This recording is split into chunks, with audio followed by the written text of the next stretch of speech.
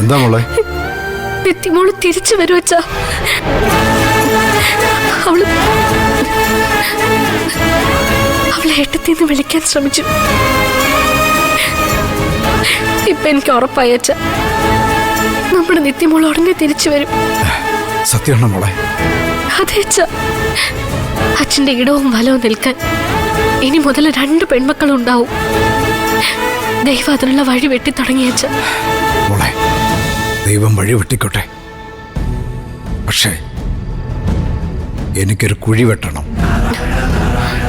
അവന്, ആ ശരത്തിന്. ഇപ്പൊ ശരത്ത് പറഞ്ഞതുപോലെ നിത്യമോള് തന്നെയായിരിക്കും അവന്റെ തലമണ്ട അടിച്ച് പൊട്ടിച്ചത്. അറിയില്ല അച്ഛാ.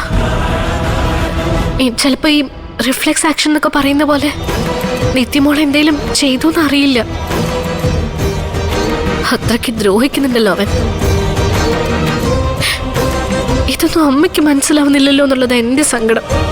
പാർവതി മാത്രമല്ലല്ലോ, എന്റെ അമ്മയും ശരത്തിന്റെ പക്ഷത്തല്ലേ. മുത്തശ്ശി പിന്നെ പ്രായമായ ആളാന്ന് വിചാരിക്കാം. പറഞ്ഞു പറ്റിക്കാൻ അവനെ പോലൊരാൾക്ക് പെട്ടെന്ന് പറ്റും. പക്ഷെ അമ്മ, പാർവതിയുടെ ബുദ്ധിയുടെ കൂമ്പടഞ്ഞു പോയി. ശരത്തും അവന്റെ അമ്മയും കൂടെ ഉണ്ടാക്കിയെടുത്തൊരു മായിക വലയത്തിലാ ഇപ്പൊ രണ്ടുപേരും. അച്ഛൻ എല്ലാ കാര്യങ്ങളും ഇങ്ങനെ വെട്ടി തുറന്നു പറയുന്നതിൽ അമ്മയ്ക്ക് നല്ല ദേഷ്യമുണ്ട്. ആ ദേഷ്യം തീർക്കുന്നത് മോളോടാണെന്നും എനിക്കറിയാം. കണ്ടത് പറയുന്നവന് കഞ്ഞിയില്ലെന്നാ പ്രമാണം. അത് എല്ലാ കാലത്തും അങ്ങനെ തന്നെ. എന്റെ നിത്യമോൾ എണീക്കുന്നതോടെ ചെമ്പ് തെളിയുമല്ലോ. അന്ന് ശരത്തും അവന്റെ അമ്മ പ്രഭാവതിയും വീഴും.